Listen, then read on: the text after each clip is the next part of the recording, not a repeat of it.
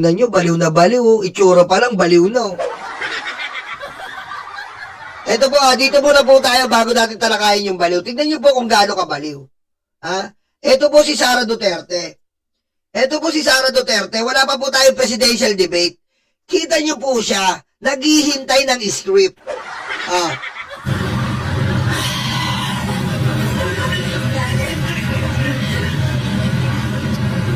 Kasi wala naman yan sa listahan. So after years of being absent, and frankly absent-minded, bilang Vice President, biglang nag-announce si VP Pionatic Sara Duterte. Kita nyo? Kapag wala po sa script, hindi niya masagot. Ayan po, tinanong siya eh. Tinanong siya. Nilaglag nga ng banata ito eh. Parang ginawang tanga si Sara. Tinanong nang wala sa script. Nasiyahan ng mga banatae.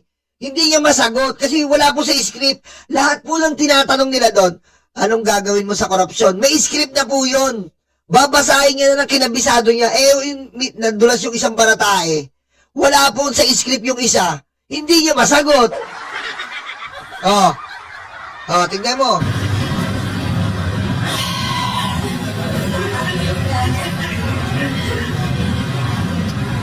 Kasi wala naman yan sa listahan. So after years of being absent, and frankly absent-minded, bilang Vice President, biglang nag-announce si VP Pionatic Sara Duterte ng ambisyong tumakbo bilang President sa 2028. Ako si Sara Duterte. Tatakbo bilang Pangulo ng Pilipinas. And that's 2 years from now. Super aga, di ba? Sinabi nila, ako daw ay krung-krung. Ako daw ay baliw. Apart from what both critics and die-hard loyalists call strategy, baka na-bored lang ang Gaga at gustong magbisi-bisihan. Kaya ngayon, to hit the campaign trail, syempre doon siya nagsimula sa friendly territory, which is the allegedly China-funded SMNI, sa isang programang hitik sa mga kilalang DDS trolls at fake news peddlers. Isang political question po ito, madalas itanong ito.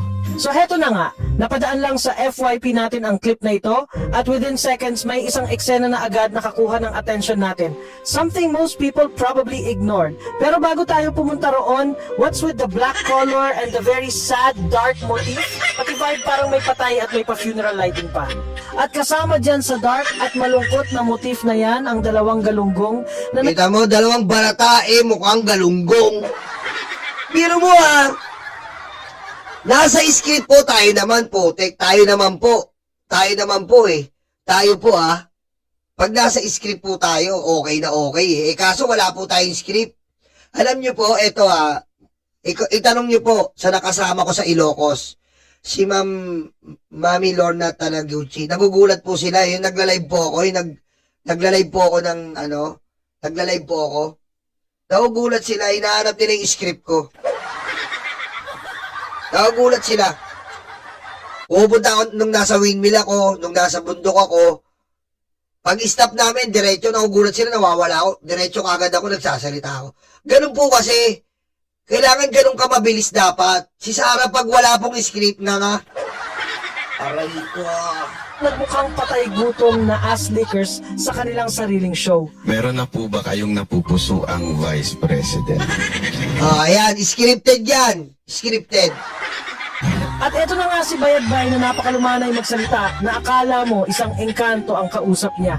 At bakit kailangang may script at may papel pang hawak ang mga bobo? Diba? Well, that makes sense. Kami po nakita nyo sa Bengador, wala po kaming papel. Wala po kami, kahit sino umupo. Diretso po kami.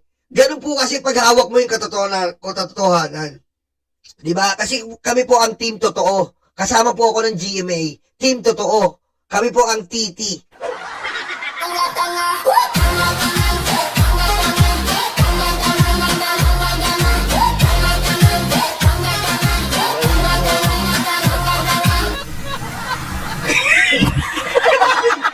Di nga. Ang kulit nito, parang Jason, manood ka. Manood ka sa GMA. Team totoo. TT. Diba? At ang team song namin ay Team Totoo TT. Ti ti ti ti ti ti. Ti ti ti ti ti. Ti ti. Aray ko. Team totoo. Diretso. Since sobrang bobo rin ang tanong niya. Pero si Fiona, may pa-deep breathing pa na akala mo napakahirap ng tanong.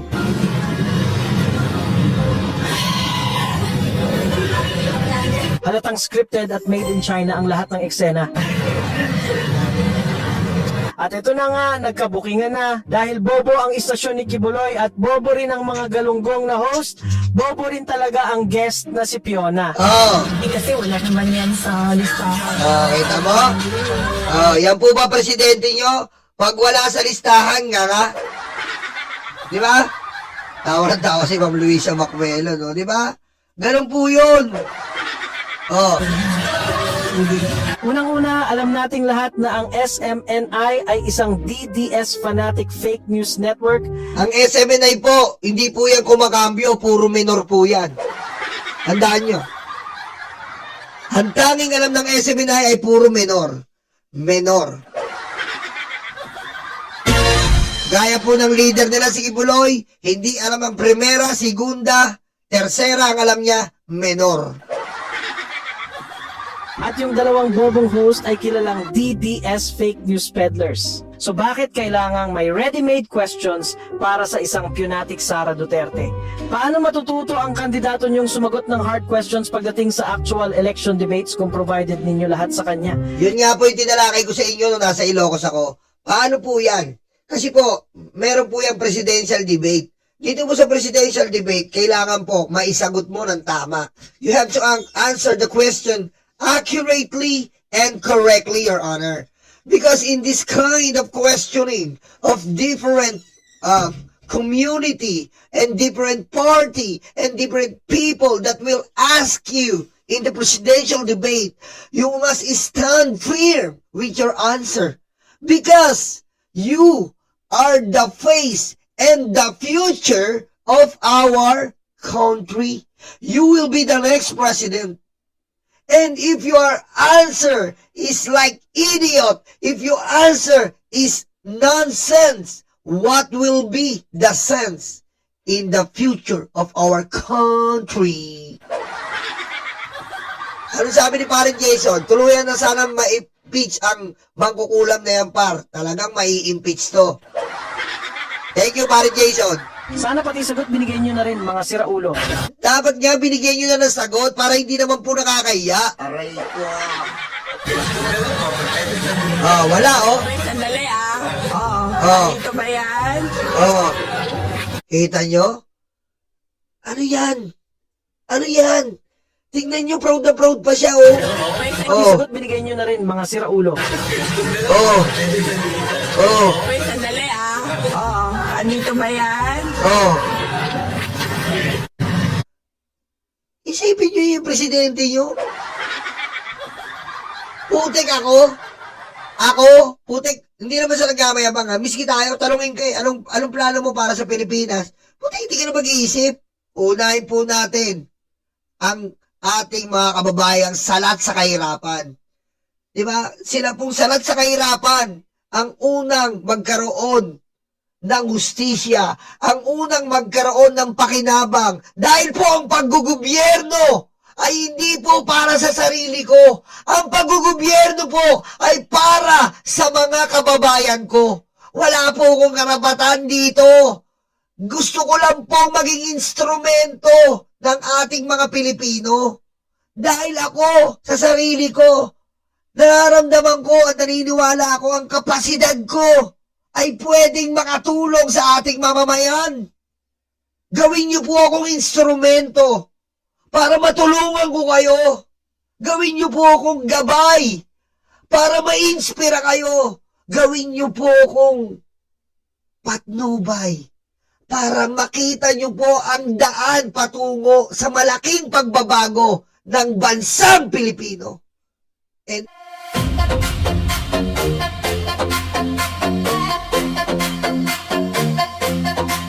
takot na ang mga aso, dumarating ang mga kaso, sila ay sinusundo na.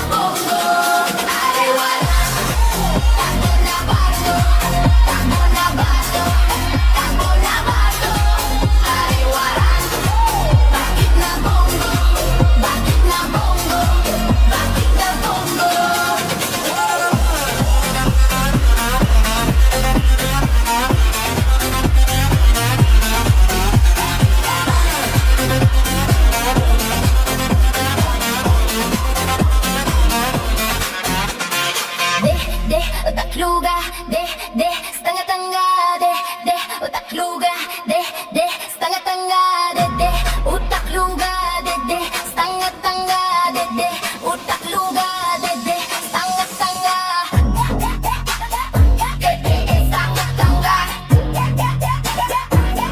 stanga tanga,